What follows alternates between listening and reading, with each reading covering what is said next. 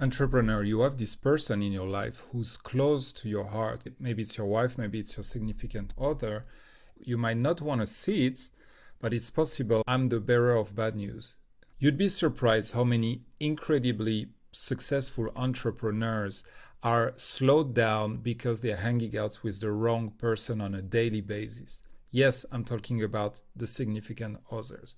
In this episode, we're talking about how to recognize if your significant other is a good or bad influence, and in case it's a bad influence, what to do about it. Welcome back to 5 Minutes to Reclaim Your Time, the show where every day I give you a productivity tips under 5 minutes to help you reclaim your time. My name is Arnaud. I'm your productivity coach. Pumped to be here today to talk about not so sweet of a topic, which is why I'm happy to be there and help you with that. It can be challenging. You meet someone at a certain stage of your life and you start to grow and your business grows, and potentially both of you grow in different situations. Eventually, both of you might grow into being different person. So what if you're in this situation now? You met your significant others when you were just starting your business, or maybe you were still an employee, and then you started your business, and as any entrepreneurship journey, you had to grow a lot, learn to face your fear, learn to be more productive. And now it's 1 year later, 2 years, 5 years, 10 years later. And when you look at your significant others, then you realize that it's maybe not the right person for you. What do we do about that? We're going to get exactly into what you do about that. Before that, if you want to reclaim some time, I have 2 free tools for you that don't require that you divorce your partner. Just go to peacefulproductivity.coach/reclaim your time so that you can reclaim your time and get those 2 tools absolutely free.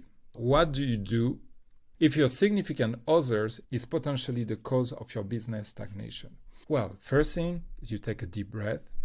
And you don't panic, because we are not at the moment yet when you need to separate yourself. The first thing you want to do is to chill and spend some time with that person without having any kind of conversation. Just spend a little bit more time every day or every week with that particular person and see how you feel. The second step is, if you feel, and from this point on, I'm just going to talk about the bad scenario when you realize that this person might not be the one for you in this stage of your entrepreneurial journey. So if you realize that, the first thing you want to do, you want to have a 2-part conversation with the other person. The first one is what I call the explosion. This is where you go there and you tell him or her everything that matters to you, everything that's a problem for you in this relationship. You can package it in the sandwich method, first talking about the positive, not using the word, but then you force yourself to empty your bag. I call that the explosion because sometimes it happens that the person in front of you will explode and just, not literally, we're not magicians, but that the person in front of you will get very angry and will say hurtful things to you. That's okay. It doesn't come from that person. It comes from their trigger and you can safely ignore it. Then you let a few days pass and you move to the second part, which is the real conversation. So you come back to the person and you're like, hey, I'm sorry for what I said the other day. I would love if we could discuss it. Would you have a little bit of time? Can we make some time to talk about it? And what happened during the explosive conversation is that you planted the seed, and that person, if she's worth staying with, she recognized some of the things that you want her to do differently. And if she didn't recognize, then you can freely wash your hands and go away. That's a shortcut. Obviously, there are more things that you can do. But if you have some more questions, put them in the comments. If you want me to continue on what to do next, let me know, and I'm happy to record a video about that.